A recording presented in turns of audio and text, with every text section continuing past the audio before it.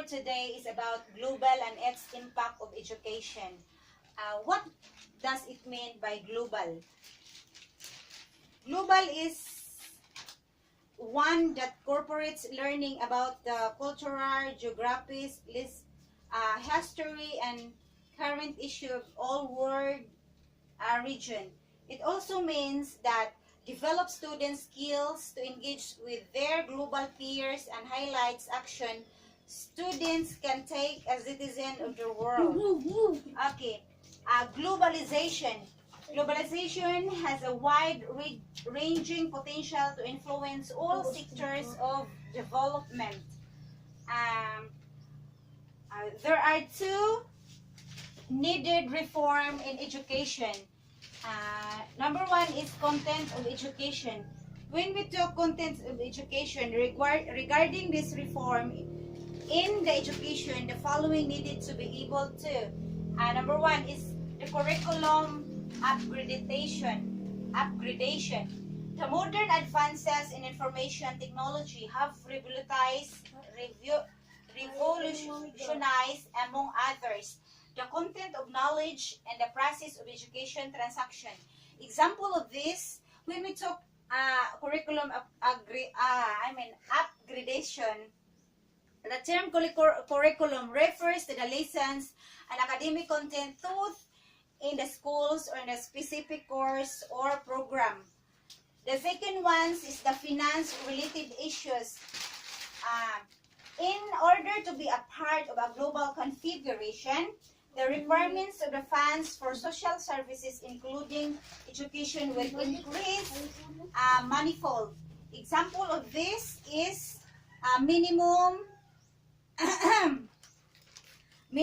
or missed payment of credit cards.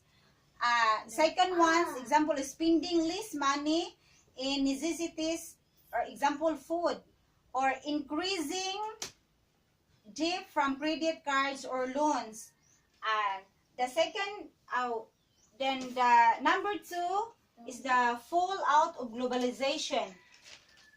Under of this fallout of globalization is the internationalization of education. It means implicit in the system of globalization is the inability of the internationalization of the educational system, particularly at the higher education stage. Example of this is the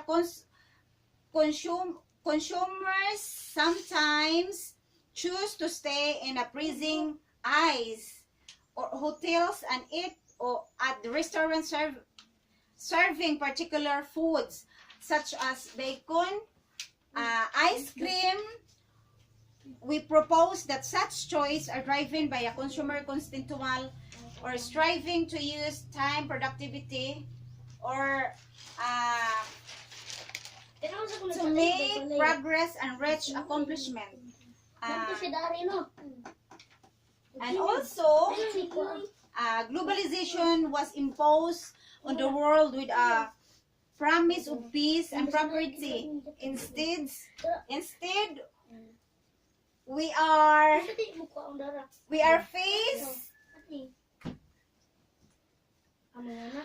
faced with war and economic crisis. Peace was to be a result of increased global property through globalization. The second one is the productivity orientation.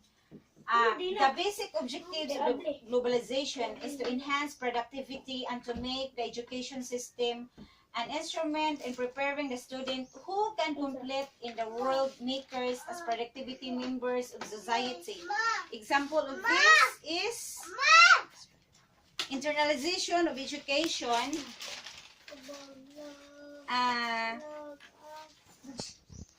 At the same time, there are countless examples of this positive initiative which illustrate how collaborative scholarship or cross-borders education, exchange and confuse-based internalization strategies contribute to the development of individual institution, nation, and world at large.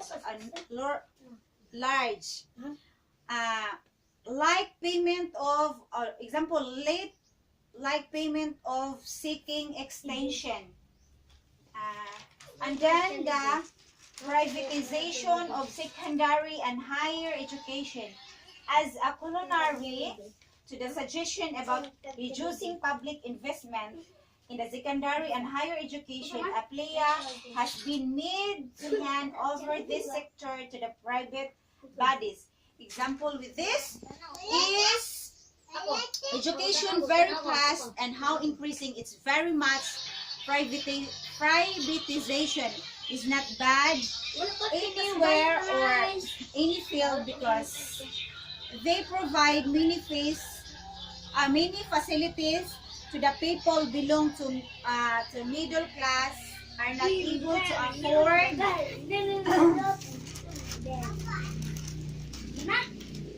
more for such kind of privatization in the society. Thank you, and this is the end of my report.